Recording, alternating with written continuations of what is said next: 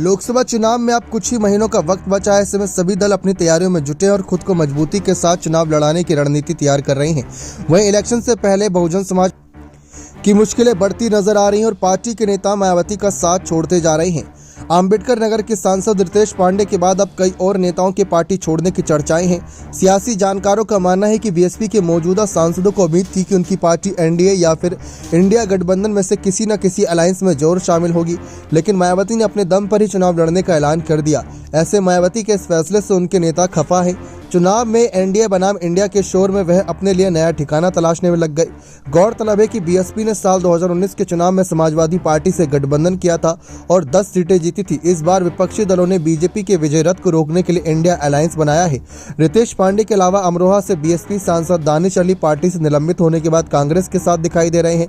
वह मुरादाबाद में 24 फरवरी को कांग्रेस की भारत जोड़ो न्याय यात्रा में राहुल प्रियंका के साथ नजर आए।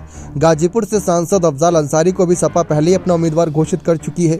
अकेले चुनाव में जाने से हार के खतरे को भांपकर कई सांसद पाला बदलने को तैयार बैठे हैं। दानिश अली, इनमें जौनपुर के सांसद श्याम सिंह यादव और लालगंज की सांसद संगीता आजाद के भी बीएसपी छोड़ने की चर्चाएं चल रही हैं। बिजनौर के सांसद मलुक नागर के भी भारतीय जनता पार्टी ज्वाइन करने की चर्चा है। श्रावस्ती के सांसद राम शिरोमणि वर्मा भी बीएसपी छोड़ सकते हैं।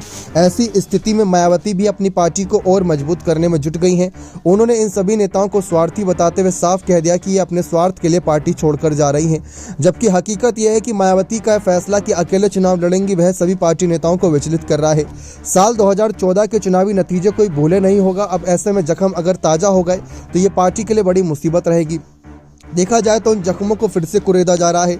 सब जानते हैं कि साल 2014 में जिस तरीके से बसपा अकेले चुनाव लड़ी और 0 सीट पर रह गई थी, वोट बैंक भले ही तो ना रहा हो, दलितों ने उनको समर्थन किया हो, लेकिन उसके बावजूद सीटें मायने रखती हैं। अगर आप जीते तो ही आप सिकंदर कहलाते हैं। आपकी मेहनत, आपकी कहीं ना कहीं जिस तरीके से आपकी कहीं ना कहीं लगन होती है, वह सब धरी की धरी रह जाती है अगर आप चुनाव हार जाते हैं। तो बसपा के सांसद ये बात भली बात ही जानते हैं। इसी वजह से वह जानते हैं कि पिछले चुनाव में सपा के सहारे और आरएलडी के सहारे गठबंधन में रहते हुए चुनाव तो जीत गए थे, लेकिन इस बार शायद वह भी मुश्किल हो जाए, क्योंकि हाल ही में नगर निकाय चुनाव, विधानसभा चुनाव, ये सब चुनाव कहीं ना कहीं जख्मों को और ताज़ा कर रहे हैं और वो हकीकत याद दिला रही है कि बसपा अगर अकेले उतरेगी तो उनका यही हश्र होने वाला है।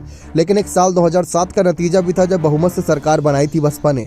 अब देखते हैं मायावती इंडिया अलायंस में आने का फैसला बदलती हैं या फिर नहीं।